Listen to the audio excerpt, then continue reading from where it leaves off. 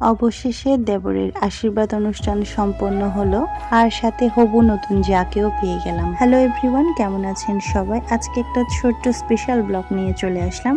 তো দেবরের বউয়ের জন্য অর্থাৎ আমার হবু জায়ের জন্য এই আংটিটা পারচেস করেছিলাম। আর সেই খুশিতে আমরা যারা রিং পারচেস করতে গিয়েছিলাম তাদেরকে একটা দেবর ছোট্ট করে ট্রিট দিল। যেহেতু সন্ধ্যার সময় ছিল, আমরা অর্ডার করেছিলাম চিকেন চাপ উইথ পরোটা।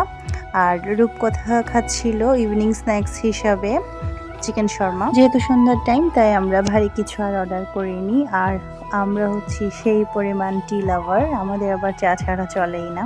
সো এখন চলে আসি মেইন ইভেন্টে, অর্থাৎ এঙ্গেজমেন্ট প্রোগ্রামে। এটা অবশ্য একদম ঘরোয়াভাবে হয়েছিল, যেহেতু আমরা চেয়েছিলাম আশীর্বাদ অনুষ্ঠানটা ছোটখাটোভাবেই সম্পন্ন করতে। তো ঢুকতে আমাদেরকে ফুল দিয়ে ওয়ার্ম ওয়েলকাম জানানো হলো। আর আমাদের সাথে ছিল আমাদের অনেকগুলো রিলেটিভ এবং সমাজের কিছু গণ্যমান্য ব্যক্তিবর্গ।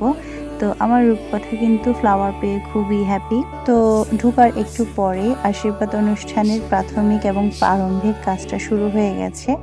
অর্থাৎ এখানে যাদেরকে দেখতে পাচ্ছেন তারা পাত্রপক্ষ এবং কনের পক্ষের সমাজের কিছু গণ্যমান্য ব্যক্তিবর্গ এবং দুই পক্ষেরই কিছু রিলেটিভ। এটা এক ধরনের সামাজিক স্বীকৃতি যেটা সমাজের লোকেরা অনুমোদন করে থাকে। তো যাই হোক, এবার চলে আসলাম আমরা খাওয়া দাওয়ার পর্বে। প্রথমে হালকা নাস্তা করার পর একটু পরেই চলে আসলো মেইন কোর্স।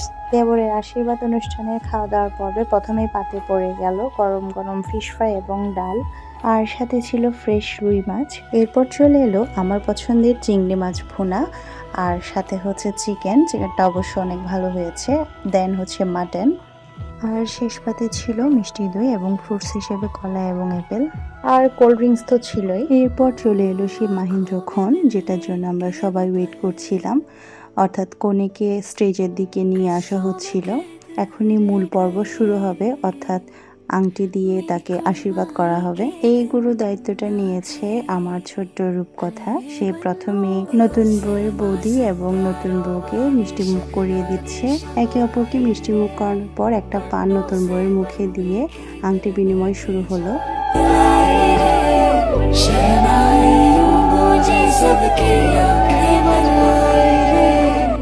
এরপর শুরু হলো ফটো সেশন। এই যে এখন দেখতে পাবেন সব গণ্যমান্য ফটোগ্রাফাররা ঘিরে ধরে ছবি তুলছে। সবাই নতুন বউয়ের জন্য আশীর্বাদ এবং দোয়া করবেন যাতে ওর আগামী সাংসারিক দিনগুলো অনেক ভালো এবং সুন্দর কাটে।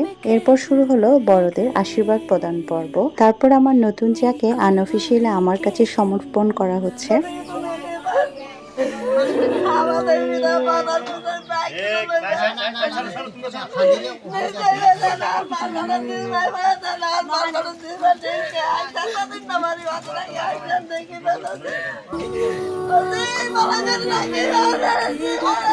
যেহেতু আমার শাশুড়ি যেতে পারেনি, তাই এই কাজটা আমাকেই করতে হয়েছে। আর সামনে হচ্ছে দেবরের বিয়ে, সবাই ওদের জন্য আশীর্বাদ এবং দোয়া করবেন।